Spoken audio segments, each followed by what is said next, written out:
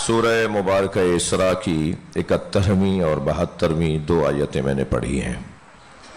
دو آیتیں اس لیے پڑھی ہیں کہ دوسری آیت پہلی آیت کا حسن بیان کر رہی ہے۔ دونوں آیتوں میں خاص تعلق ہے، خاص ربط ہے، لہذا دونوں سے استفادہ ہوگا تو مضمون اور زیادہ سج جائے گا۔ اچھا، دل کر رہا ہے کہ پہلے میں دوسری آیت یعنی 72ویں آیت کا ترجمہ کر دوں۔ ارشاد ہو رہا ہے من کانا فی ہذہ اعمی، جو اس دنیا میں اندھا ہے، وَهُوَ فِي الْآخِرَةِ اعمی، وہ آخرت میں بھی اندھا اٹھایا جائے گا۔ وَأَضَلُّ سَبِيلًا، اور اسے جنت کا رستہ نظر نہیں آئے گا۔ اس آیت کو سن کر اب پہلی والی آیت سنیں۔ اس دنیا میں جو اندھا ہے، اب یہ کون سا اندھا ہے یہ پہلی آیت بتا دے گی، یعنی 71ویں آیت بتا دے گی۔ یا یہ ان دو آنکھوں کا اندھا مراد نہیں ہے، یہ جو کسی بیماری کی وجہ سے نابینا ہو جاتے ہیں وہ مراد نہیں ہے۔ ان کا کیا قصور؟ یہ تو کسی بیماری کی وجہ سے، کسی بدنی تکلیف کی وجہ سے اندھے ہوئے ہوں گے نا، تو ان کا کیا قصور ہے؟ یہاں تو نظر ہی نہیں آ رہا تھا، وہاں بھی جنت نظر نہیں آئے گی؟ تو کیا معلوم یہاں بہت سارے جو اندھے نظر آتے ہیں وہ ہم سے زیادہ بینا ہوں۔ بہت سارے لوگوں کی خوب آنکھیں چلتی ہیں مگر انہیں حق نظر نہیں آتا۔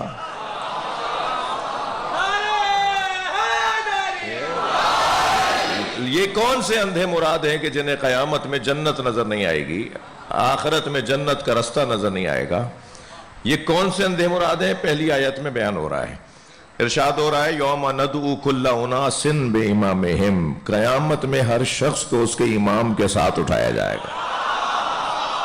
صلوات پڑھ لیں محمد و آل محمد۔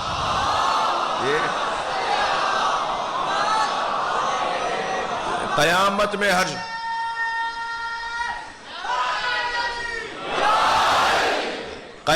ہر شخص کو، اس دن ہر شخص کو اس کے امام کے ساتھ اٹھایا جائے گا۔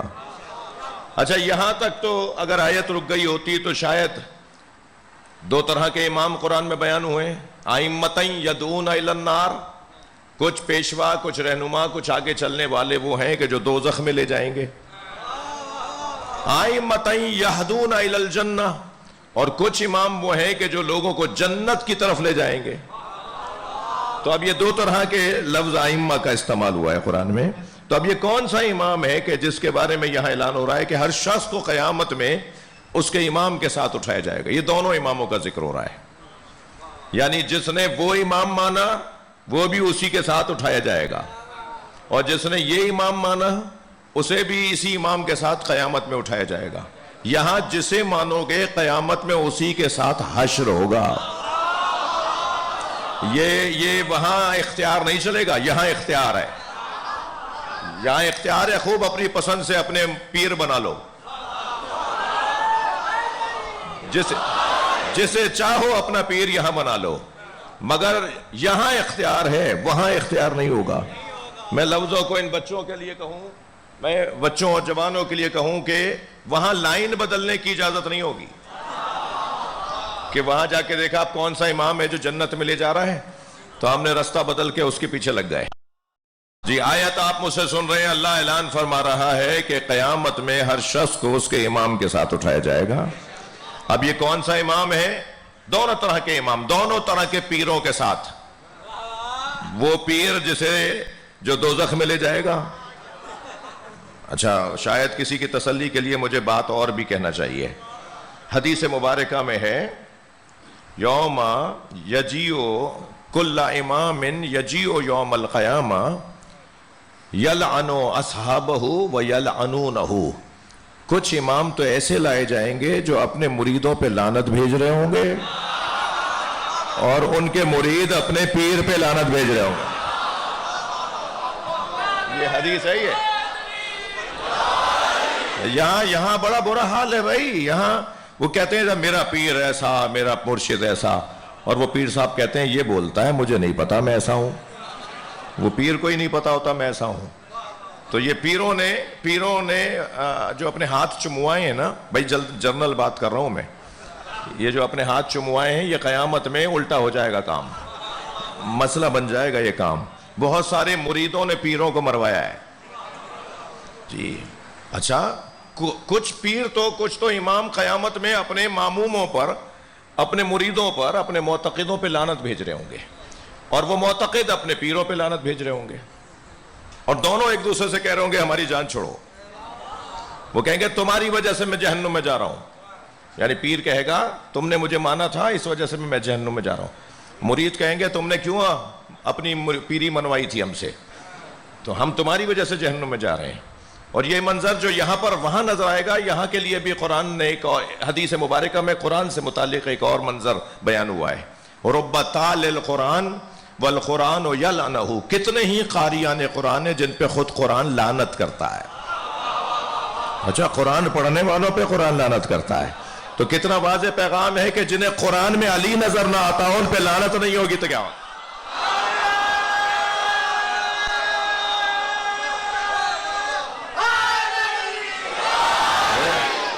جنہیں قرآن میں عزاداری نظر نہیں آ رہی، جنہیں قرآن میں کربلا نظر نہیں آ رہا، جنہیں قرآن میں جناب زہرا نظر نہیں آ رہی، تو پھر قرآن لعنت کرے یا نہیں کرے؟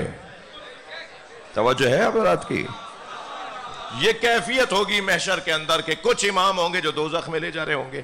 میں نے ایک جملہ کہا، دل کر رہا ہے اسے تھوڑا سا اور بہتر کروں، کہ بہت سارے پیروں کو مریدوں نے مروایا ہے.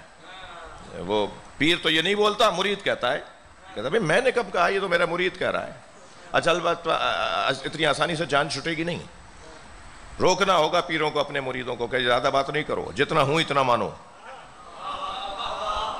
جتنی میری حیثیت ہے اتنا مانو. اب عجیب بات ہے، میں ملتان مدینۃ الاولیاء میں مجلس پڑھ رہا ہوں، تو میری مراد یہاں کا کوئی پیر نہیں ہے. میں تو وہ پرانے پیروں کو سوچ رہا ہوں تاکہ بعد والے پیر خود ٹھیک ہو جائیں. تو یہ میری مراد یہاں نہیں ہے، کوئی ناراض نہ ہو. صلوات پڑھ لیں ذرا محمد و عالم. یہ جو کیفیت ہے نا کہ جتنا ہے اس سے زیادہ ماننا، جتنا ہے اس سے زیادہ مبالغہ کرنا، یہ کل پیروں کے لیے مشکل ہو جائے گا، بڑوں کے لیے مشکل ہو جائے گا، مرشدوں کے لیے مشکل ہو جائے گا. قرآن کے زبان میں بعض وہ آگے چلنے والے امام، قرآن ہر آگے چلنے والے کو امام کہتا ہے، ان کے لیے مشکل ہو جائے گا. بیبیاں بیٹھی تھیں، صحابیات بیٹھی تھیں، راویات بیٹھی تھیں. حضرت عائشہ تشریف فرما تھیں، سیدہ جلوہ فگن تھیں، کہ ایک خاتون نے آواز دے کر کہا عائشہ آپ جنت میں نبی کی زوجہ ہوں گی، اور بیوی کو دیکھ کر کہا یا زہرا آپ علی کی زوجہ ہوں گی. جوڑا کون سا بڑا ہوگا؟ ایک صحابیہ سوال کرتی ہے بی بی عائشہ سے کہ آپ ہوں گی جنت میں نبی کی زوجہ. اب وہ سوال کر رہی ہے، سوال تو تاریخ میں آیا ہے نا. وہ کہتی ہے کہ آپ نبی کی زوجہ ہوں گی، اور بی بی کو دیکھ کے کہتی ہے آپ علی کی زوجہ ہوں گی، جنت میں جوڑا کون سا بڑا ہوگا؟ حضرت عائشہ نے جواب دینا بھی پسند نہیں فرمایا، اور جناب زہرا کو دیکھ کر فرمایا یا زہرا لیتنی کنت شعرۃ راسک، اے فاطمہ کاش میں تمہارے سر کا ایک بال ہوتی. پہلے تو یہ طے ہے کہ دو طرح کے امام ہوں گے، مگر اب وہ کون سا امام ہوگا جو جنت میں لے جا رہا ہوگا؟ لہذا قرآن کہتا ہے یوم ندعو کل اناس بامامہم، قیامت میں ہر شخص کو اس کے امام کے ساتھ اٹھایا جائے گا. اس کے بعد والا منظر دیکھیے، ومن اوتی کتابہ بیمینہ، جس کے سیدھے ہاتھ میں نامہ عمل دیا جائے گا، سیدھے ہاتھ میں، جی سیدھے ہاتھ میں، الٹے ہاتھ میں نہیں، خود سیدھے ہاتھ میں نامہ عمل آنا بتائے گا کہ یہ جنتی ہے. اور اس نامہ عمل پہ بھی کچھ لکھا ہوا ہوگا، فائل کا نام لکھا ہوگا، ہمارا نام نہیں لکھا ہوگا، سیدھے ہاتھ والوں کا نام نہیں لکھا ہوگا، سیدھے ہاتھ والوں کی فائل کا نام لکھا ہوگا. نام عمل پر، فائل پر کچھ لکھا ہوا ہوگا. وَمَنْ أُوتِيَ كِتَابَهُ بِيَمِينِهِ، قرآن کہہ رہا ہے ان کے جن کے سیدھے ہاتھ میں نامہ عمل دیا جائے گا، فَأُولَٰئِكَ يَقْرَؤُونَ كِتَابَهُمْ، وہ اپنے نامہ عمل کو کھول کے پڑھنا شروع کریں گے. وَلَا يَظْلَمُونَ فَتِيلًا، اس میں کھجور پہ چڑھے چھلکے کے برابر بھی ظلم نہیں ہوگا، پال برابر بھی ظلم نہیں ہوگا. یہ تو ہے سیدھے ہاتھ میں نامہ عمل، جن کا نامہ عمل اتنا خوبصورت ہوگا کہ اس میں کچھ بھی غلط کام، کچھ بھی گناہ نہیں لکھا ہوگا، اور یہ خود دلیل ہوگی کہ یہ جنتی ہے. اور جن کے الٹے ہاتھ میں نامہ عمل دیا جائے گا انہیں کہا جائے گا پشت سے پکڑو. وہ دینے والا فرشتہ پیچھے کھڑا ہوگا، انہیں مڑنے کی بھی اجازت نہیں ہوگی. کیسے پکڑو؟ اب کیسے کیسے پکڑیں تو کوہنی توڑی جائے گی, یہاں سے بازو توڑا جائے گا, وہ لٹکے ہوئے بازو سے وہ ایسے پیچھے سے پکڑیں گے. یہ خود دلیل ہوگی کہ دوزخی ہے. نام عمل میں ظلم ہی ظلم بھرا ہوگا. اب میرا سوال, قرآن قصے کہانیوں کی کتاب ہے یا عبرت اور سیکھنے کی کتاب؟ ہدایت کی کتاب. فَقْصَصِ الْقَصَصَ لَعَلَّهُمْ يَتَفَكَّرُونَ. اے میرے حبیب, قرآن کے قصے انہیں سناؤ, قرآن میں جو قصے آئے ہیں انہیں سناؤ تاکہ شاید یہ غور کرنے لگیں. اب جب قرآن کے قصوں کو غور کرنے کے لیے اور اصلاح کرنے کے لیے پڑھنے کا حکم ہے تو قرآن میں حضرت موسیٰ اور فرعون کا قصہ بھی ہے. پہلے تو میں ان جوانوں سے یہ کہہ دوں جو آپ سے یہ کہتے ہیں نا کہ برے لوگوں کا تذکرہ آپ لوگ کیوں کرتے ہیں, صرف اچھے لوگوں کی بات کریں. میں اور کھل کے کہہ دوں, صرف تولہ کریں, آپ تبرہ کیوں کرتے ہیں؟ تو میں ان سے جواب دے رہا ہوں کہ اگر قرآن میں صرف حضرت موسیٰ کا ذکر ہوتا اور فرعون کا نہ ہوتا, قرآن میں صرف حضرت ابراہیم کا ہوتا اور نمرود کا نہ ہوتا, قرآن میں صرف اللہ کی بات ہوتی اور شیطان کی نہ ہوتی, تو ہم بھی اپنی مجلسوں میں صرف علی کی بات کرتے, دشمنوں کی بات نہ کرتے. صلوات پڑھیں محمد و آل محمد.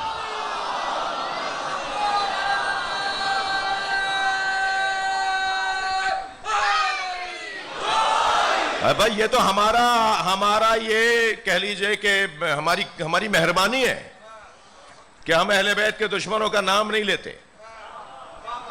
اس لیے نام نہیں لیتے کہ ہماری لعنت بھیجنا محدود ہو جائے گا.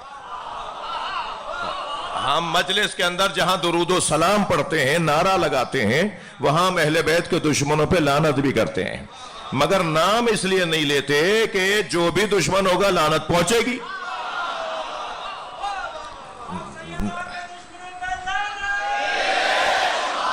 یہ تو قرآن کا قاعدہ ہے کہ جہاں حضرت موسیٰ کا ذکر ہے وہاں فرعون کا ذکر بھی ہے. اب کیا ہوا؟ حضرت موسیٰ, جو میں مثال دینے جا رہا ہوں, حضرت موسیٰ نے دریائے نیل پر عصا مارا, رستہ بن گیا. بچوں تھوڑی گردن ہلاتے رہنا. رستہ بن گیا, حضرت موسیٰ آگے آگے چل رہے ہیں, عصائے موسیٰ مارا, حضرت موسیٰ نے عصا مارا, رستہ بنا, دریا میں رستہ بن گیا. حضرت موسیٰ آگے جا رہے ہیں, پیچھے پیچھے پوری قوم چل کے آ رہی ہے. ایسا ہی ہے. اور حضرت موسیٰ دریا کے باہر نکلے, قوم بھی پیچھے سے نکلی, نجات پا گئی, دشمن سے نجات مل گئی. ادھر جب فرعون دریا میں اترا تو ساری اس کی قوم اس کے پیچھے پیچھے, اور ایک ایسا وقت آیا کہ یہ دونوں پانی مل گئے. یعنی فرعون اور فرعونی سارے ڈوب گئے اور موسیٰ اور سارے موسوی بچ گئے. جتنے بھی حضرت موسیٰ کے چاہنے والے تھے وہ سب بچ گئے. اب میرا موٹا سا سوال یہ ہے کہ قرآن کہہ رہا ہے فَأُولَئِكَ يَقْرَؤُونَ كِتَابَهُمْ وَلَا يَظْلَمُونَ فَتِيلًا. یہ جو سیدھے ہاتھ والے لوگ ہوں گے جب بھی اپنا نامہ عمل کھول کر دیکھیں گے تو اس میں بال برابر بھی, کھجور پہ چڑھے چھلکے کے برابر بھی ظلم نہیں ہوگا. تو کیا یہ سارے معصوم ہیں؟ ان کے نامہ عمل سے ظلم کہاں چلا گیا؟ ان کے نامہ عمل سے گناہ کہاں چلے گئے؟ اور زیادہ روشن کہہ دوں, حضرت موسیٰ کے پیچھے جو چل رہے تھے, جو سب بچ گئے, وہ سارے معصوم تھے, گناہگار کوئی نہیں تھا. اور فرعون کے پیچھے جتنے چل رہے تھے ان میں کوئی نیک آدمی نہیں تھا. فرعون کے پیچھے چلنے والوں نے کبھی کوئی نیکی نہیں کی. حضرت موسیٰ کے پیچھے جانے والوں میں کبھی کسی نے گناہ نہیں کیا. وہ کیا گناہگار نہیں تھے, ان میں کیا کوئی نیکوکار نہیں تھا, لیکن کیونکہ آگے چلنے والا بچانے والا تھا.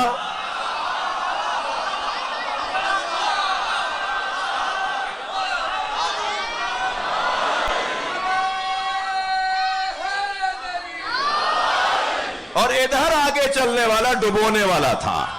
یعنی اب اگر میں لفظوں کو بدل کے یوں کہہ دوں کہ میرے نامہ اعمال کی بنیاد پہ جنت ملے گی یا میں جس کے پیچھے چل رہا ہوں اس کی وجہ سے مجھے نجات ملے گا. وہاں حضرت موسیٰ کے پیچھے چلنے والے سب بچے, یہاں فرعون کے پیچھے چلنے والے سب ڈوبے. جملہ کہہ دوں, پانی جانتا ہے کسے ڈبونا ہے کسے بچانا ہے, دوزخ بھی جانتا ہے کسے بچانا ہے اور کسے جلانا. صلوات پڑھیں محمد و آل محمد.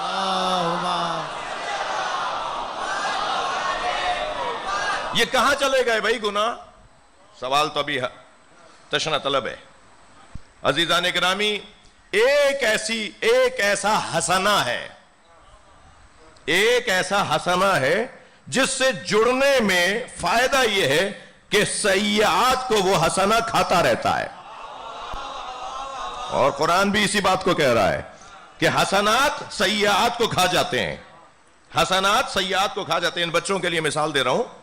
ایک بڑے پانی کے اندر اگر جراثیم آ جائیں, بیکٹیریا آ جائیں, تو ایک سرنج کے برابر بھی آپ جب کیمیکل ڈالتے ہیں, جب کوئی اس کے اندر اینٹی بیکٹیریا ڈالتے ہیں, کوئی دوا ڈالتے ہیں, تو وہ سارے جراثیم ختم ہو جاتے ہیں نہیں؟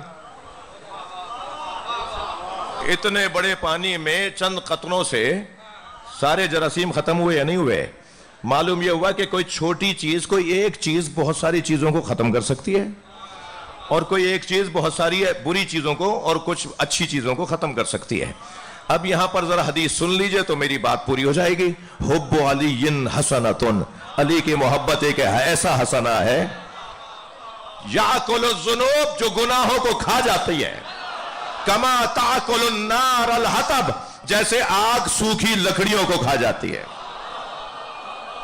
اس اصلی چیز کو محفوظ رکھنے کی ضرورت ہے, جسے حب علی کہا جاتا ہے.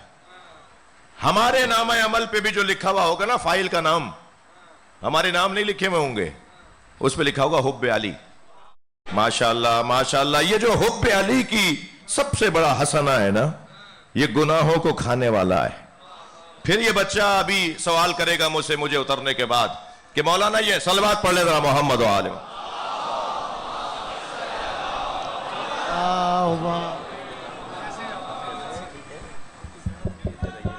نعرہ حیدری. بسم اللہ بسم اللہ. ربائی پڑھنا چاہ رہے ہیں مولانا جی, بسم اللہ. عشق ابو تراب قضا کر رہے ہیں لوگ. آپ کی بڑی مہربانی. جی, عشق ابو تراب قضا کر رہے ہیں لوگ. جی بسم اللہ, شکریہ. میرا نام ذاکر پیر لارہ بھاسری ہے. میں نے مدینہ میں ایک کلام پڑھا تھا, حق زہرا, آپ سب نے سنا ہوگا. حرم کے اندر فدق کے چوروں کو خدا کا خوف نہیں, یہ شعر پوری دنیا نے سنا تھا. آپ کو بہت شکریہ,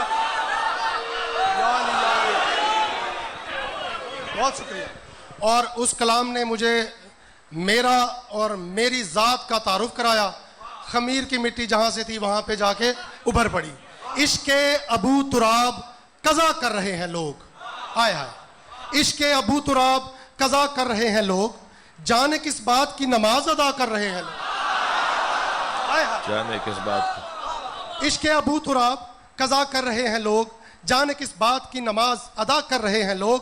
ارے جنت کے وارثوں سے عداوت کے باوجود جنت میں داخلے کی دعا کر رہے ہیں لوگ.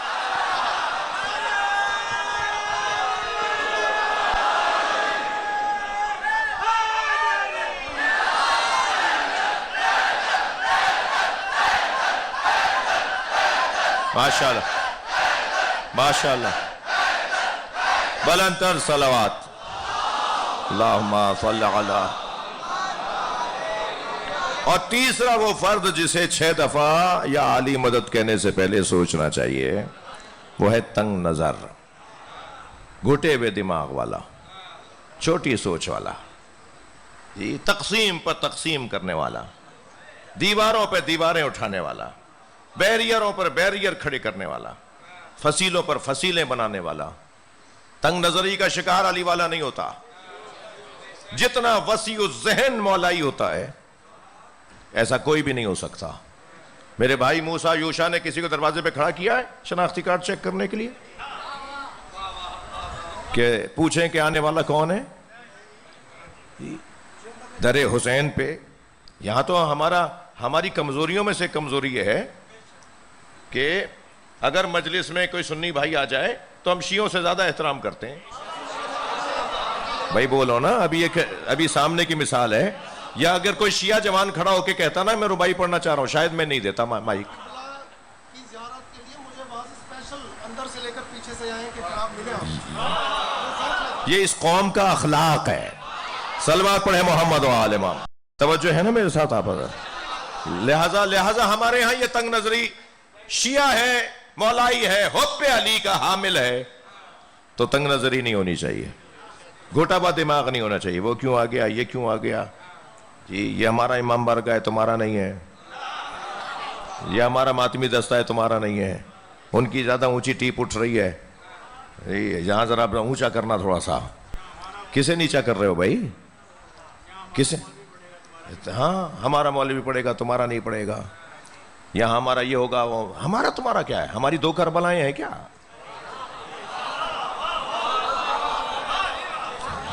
ہمارے 2 مولا حسین ہیں کیا؟ ہمارے 2 مولا علی ہیں کیا؟ ایک ہی ہے نا. تو پھر یہ کیا تنگ نظر ہو اور وہ مولائی ہو؟ یہ نہیں ہو سکتا. گھٹے ہوئے دماغ والا مولائی نہیں ہوتا, بس جتنا اس کا دل وسیع ہوتا چلا جائے. بعض لوگوں کو آپ نے دیکھا ہوگا اتنا چہرہ اترا ہوا ہوتا ہے ان کا, لگتا ہے ان کا چھٹا جہاز ڈوب گیا. بھائی اخلاق سے ہی بات کر لو, احترام سے بات کر لو, سلام کر لو بڑھ کر.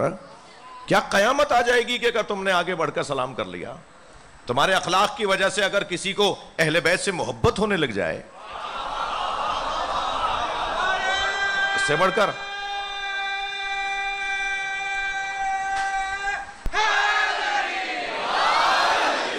کر سعادت کیا ہے کہ ہم لوگوں کو اہل بیت کی تعلیمات کی طرف متوجہ کر دیں, اہل بیت کے کمالات کی طرف متوجہ کر دیں. اور میرے مولا امام علی رضا علیہ السلام فرماتے ہیں, رحم اللہ عمران من یحیی امرنا, اللہ ان پر رحم کرتا ہے, کرم کرتا ہے جو ہمارے امر کو زندہ رکھتے ہیں. پوچھنے والے نے پوچھا, یا ابن رسول اللہ وما امرکم, آپ کا امر کیا ہے؟ فرمایا ہمارے کمالات, ہمارے فضائل, ہمارے مناقب. تمہارا کام ہے ہمارے فضائل پڑھنا. جب لوگ ہمارے کمالات کو سنیں گے خود بخود ہماری اتباع کریں گے. ہمارا جو کام ہے ہم اپنا کام کریں, تنگ نظری مولائی کا کام نہیں ہے. اب جب ان کم سے کم چیزوں کا حامل کوئی ہو جائے, 4-6 چیزیں اور بھی ہیں مگر میں بس اپنے مضمون کی طرف پلٹ رہا ہوں, یہ ذرا درمیان میں بات آئی ہے. تو پھر حب علی واقعی اتنی قیمتی چیز ہے کہ سارے گناہوں کو کھائے گی, سارے گناہوں کو کھا جائے گی. نام عمل پڑھے گا, اس نے فلاں گناہ کیا تھا, فلاں گناہ کیا تھا, نام عمل میں تو کچھ بھی نہیں لکھا. وہ اللہ سے تعجب سے پوچھے گا, یا اللہ, آواز دے گا فرشتوں سے, کہے گا میں نے تو کچھ کیا تھا بھائی, یہاں تو وہ لکھا ہی نہیں ہے. میں نے تو دنیا میں یہ کیا تھا وہ کیا تھا, یہاں تو لکھا ہی نہیں ہے. تو آواز آئے گی کہ وہ تمہارے پاس جو دل میں حب علی ہے نا, وہ تمہارے گناہوں کو کھا گئی اور اب تمہارے لیے جنت کو لکھا ہوا ہے. محشر میں یہ کیفیت ہوگی. اب کیونکہ سنی بھائی, میں بھائی سنیوں کے ہاں بھی محبوب ہوں اور سنی بھی میرے لیے محبوب ہیں, اس لیے مجھے سنی اہل سنت بھی آتے ہیں. تو کوئی شیعہ بچہ, کوئی جوان, کوئی بزرگ, کوئی دل چھوٹا نہ کرے. میں اس طرح کی گفتگو کرنے کا قائل ہوں کہ جس میں اہل سنت کو یہ احساس دلایا جائے کہ ہمیں پتہ تھا آپ آئے ہوئے تھے, یعنی احترام دیا جائے. جی اب جب یہ آیت نازل ہوئی, آپ کو ہدیہ کر رہا ہوں, سنی دوستوں کو ہدیہ کر رہا ہوں, جب یہ آیت نازل ہوئی, یہ آیت یوم ندعو کل اناس بامامہم, قیامت کے دن, اس دن ہر شخص کو اس کے امام کے ساتھ اٹھایا جائے گا. جب یہ آیت نازل ہوئی تو خود اللہ کا کام بھی تو اللہ کا ہے نا. خود حضرت ابوبکر کے ذہن میں اللہ نے خیال ڈال دیا, نبی سے پوچھو تو صحیح ہمارا امام کون ہے. بڑی عنایت آپ کے توجہات. تو فوراً حضرت ابوبکر نے ہی سوال کر لیا, اچھا اللہ کا کام, میں نے ایک جملہ کہا, اللہ ہی کا کام ہے, وہ جانتا ہے کب کیا کیا کرنا ہے. جی سرکار غار میں تھے, مکڑی کا جالا اللہ نے تنوا دیا, احون بیوت, پھونک مارنے سے ٹوٹنے والا گھر. یہ پیروں کے نشان دیکھتے دیکھتے وہاں پہنچے, دیکھا مکڑی نے جالا تنا ہوا ہے, پورا دروازہ, پورا غار کا دہانہ مکڑی کے جالے سے تنا ہوا ہے, بنا ہوا ہے. سوچنے لگے پیر تو بتا رہے ہیں یہ اندر گئے, اور جالا بتا رہا ہے یہ اندر نہیں گئے, اس لیے کہ اندر جاتے تو جالا ٹوٹتا نا. اب میں آپ سے پوچھ لوں, غار میں نبی ہیں, اللہ اہتمام کر رہا ہے نہیں ہے؟ بستر پہ نبی نہیں ہے, علی کو لٹا کر اللہ اہتمام کر رہا ہے. اللہ تقیہ کرے تو جائز, جی اپنے نبی کو بچانے کا. اللہ کے کام, اللہ کے کام. جیسے یہاں ان کے ذہن میں یا علی, جیسے ان کے ذہن میں یہاں اللہ نے ڈالا نا, ایسے ہی ایک دفعہ اور ڈالا تھا. وہ بھی سنا دوں کہاں؟ یعنی جہاں جہاں قرآن مجید میں 3 آیتیں، تو اس کی تفسیر میرے ذہن میں ہے. 3 ایسی آیتیں ہیں کہ جہاں اہل بیت کی شان میں، اہل بیت کی عظمت میں آیت نازل ہوئی اور حضرت ابوبکر کے ذہن میں اللہ نے ڈال دیا کہ نبی سے پوچھو یہ کون ہے. شاید کچھ ہونا تھا اس لیے ایسا ہو رہا تھا. ایک یہ آیت، ایک اور وہ آیت کہ جس میں ارشاد ہوا، سورہ سجدہ کی آیت ہے، فی بیوت اذن اللہ ان ترفع ویذکر فیہا اسمہ ویسبح لہ فیہا بالغدو والآصال. ان گھروں کی تعظیم کرو، ان گھروں کو تعمیر کرو جن گھروں میں صبح شام اللہ کا ذکر ہوتا ہے، اللہ کے علاوہ کسی کی بات نہیں ہوتی ہے. جیسے ہی گھروں کی بات ہو رہی ہے، مسجدوں کی نہیں ہو رہی. اس آیت میں مسجد کی بات نہیں ہے، مسجدوں والی آیتیں ہیں، مگر یہاں گھر کی بات ہو رہی ہے. کچھ گھر ایسے ہیں جن میں صبح شام ہمیشہ اللہ کی بات ہوتی ہے. تو حضرات صحابہ کرام تشریف فرما تھے. سرکار سے پوچھا، یا رسول اللہ وہ گھر کس کے ہیں جن گھروں میں صرف اللہ کی بات ہوتی ہے؟ سرکار نے فرمایا بیوت الانبیاء، وہ انبیاء کے گھر ہیں. آیت آئی، تفسیر آ گئی، بات پوری ہے یا نہیں؟ اللہ نے حضرت ابوبکر کے ذہن میں خیال ڈال دیا. پوچھو تو صحیح نبی سے، ھذا المکان منہا، یہ علی و بطول کا گھر ان میں سے ہے؟ جیسے ہی سوال کیا نا، یہ علی و بطول کا گھر ان میں سے ہے، نبی نے کہہ دیا تھا نا کہ انبیاء کے گھر میں صرف اللہ کی بات ہوتی ہے. تو بات پوری تھی، مگر اللہ نے خیال ڈالا، ھذا المکان منہا، یہ مکان علی و بطول کا ان میں سے ہے. نبی نے بے ساختہ فرمایا، نعم من افاضلہا، یہ ان سب سے افضل ہے.